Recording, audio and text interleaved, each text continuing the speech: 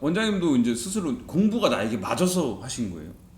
저의 느낌은 뭐냐면 공부 이외에는 다른 특기가 딱 있지는 않아서였던 것 같아요. 물론 뭐 학교에서 하는 뭐 음악 수업, 미술 수업, 체육 수업 했었을 때 평균 이하로 못하지는 않았었어요.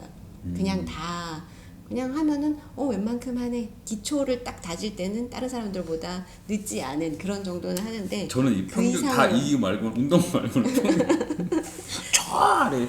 그러니까 뭐 피아노를 치기 시작해도 처음에 진도가 늦지는 않아요. 근데 그 이상을 하고 싶지는 않은 거예요. 제가 거기에 흥미가 없으니까. 그리고 뭔가를 뭐 서예를 뭐 이렇게 한번 해봤었는데 했더니 바로 막 이렇게 대회 나가자고 선생님이 막 끌고 가려고 하는데 전 너무 싫은 거예요. 왜 이렇게 부담을 가지면서 해야 되지? 그러니까 일정 정도까지는 하는데 그 이상을 내가 노력을 들이고 싶지 않은 거죠.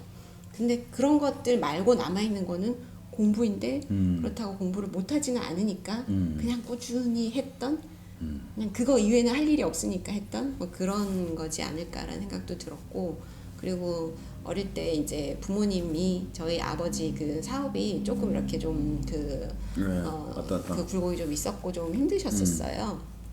근데 그래도 나름 다 애들은 어느 정도 공부에서의 성취도는 괜찮은 사람들이었고 그게 되게 부모님한테는 큰 힘이 되는 게 어린 나이에도 보이는 거예요. 그러니까 그런 것들을 그냥 나는 이걸 꾸준히 하고 뭐 이렇게 했더니 또 저는 강제적으로 시켜주고 야자를 딱 시키면은 저는 평소에 집에 오면 공부 안 하는데 야자를 시켜주면은 공부 시간이 3시간, 4시간이 늘어나 버리는 거예요. 근데 강제로 딱 시켰을 때 집중도는 또 되게 좋은 편이어가지고 그러면 이제 그만큼의 성과가 탁탁 나오는 거죠. 그래서 저는 성적이 괜찮았고 그 성적 괜찮은 게 부모님한테도 힘이 돼 주었고 그러다 보니까 그냥 계속 공부로 갔고 또 공부를 하다 보니까 처음에 들어갔는데 한의대 들어갔는데 너무 힘든 거예요. 우리가 일상적으로 얘기하는 현대인들이 얘기하는 단어가 아닌 다른 언어를 진짜 제2외국어를 쓰는 듯한 우리가 일반적으로 뭐 기가 세니 뭐 담이 결렸니 이런 얘기들을 조금씩은 하지만 한의학적인 용어들이 있지만 그건 조선시대에는 일상 용어였는데 지금은 그게 굉장히 무슨 뭐 이렇게 백발 내린 그런 뭐 도사들만 해야 되는 그런 얘기들로 이렇게 느껴지는 거예요. 저도 수학도 좋아했고 저는 과학도 좋아했고 굉장히 그쪽으로는 그냥 항상 수업 한번 들으면 다 이해하고 딱딱딱딱 그냥 그 논리에 따라서 넘어가는 사람이었는데 1 더하기 1은 2여야 되는데 1 더하기 1이 2가 아닌 경우가 너무 많은 거예요. 한약 공부를 하다 보니까 원래 세상도 그렇잖아요. 그죠? 세상도 그렇고 우리 인체도 당연히 그런데 근데 그게 안 나오니까 어떻게 공부해야 될지를 모르겠더라고요. 너무 힘들어가지고 어떻게 저렇게 잘 따라가는 사람들은 쟤들은 천재인가 싶기도 하고 걔들도 나랑 똑같은 공부를 해가지고 왔는데도 너무너무 이렇게 그 열린 오픈된 사고를 가지고서 이해를 너무 잘하길래 되게 고민이 많았었는데 근데 그것도 사고의 전환을 좀 시키고 그쪽에 이제 그런 여기에는 어떤 자를 꺼내야 되는구나 라는 거를 알기 시작하니까 조금 이게 달라지더라고요. 우리가 1cm, 센티미터 자로 보는 거하고 그리고 우리가 인치 자로 보는 거하고 결과는 다르잖아요. 숫자는 다르잖아요. 근데 같은 걸 말하는 거인 거가 있잖아요. 근데 한의학 공부를 하다 보면은 그래요. 자를 꺼내가지고 이 자로 보면은 이렇게 표현을 하는데 이 자로 보면 저렇게 표현을 했어. 근데 결국에는 이게 같은 얘기를 하는 것들. 그다음에 똑같아 보이지만 다른 얘기를 하는 것들이 되게 많아요. 그런 것들을 이제 그 원리들을 조금씩 파악을 해가지고 가면서 졸업을 하기는 했고 한의사 면허증을 따기는 했는데 임상을 할 자신 없는 거예요. 이걸로 가지고 사람 몸을 내가 이렇게 처방하고 한다고 물론 집에서 한의대생들 대부분 자기 약도 다려 먹어보고 가족들 약은 지어요. 가족들 약도 지어 먹고 후배들한테도 처방 주기도 하고 그러기도 하는데 그래도 너무 불안한 거예요. 이제 나는 면허증을 갖고 하는 거는 프로로서 해야 되는데 이게 안 되니까. 그래서 그때도 뭐 우리 집안이 막 이렇게 경제적으로 넉넉한 그것도 아니었고 제가 돈을 많이 벌어야 되는 상황이기는 했었음에도 저는 이렇게는 못한다 그래가지고 수련의로 한방병원에 수련의로 들어갔었어요. 한방병원으로 수련의로 들어가가지고 일단 거기서 배울 수 있잖아요.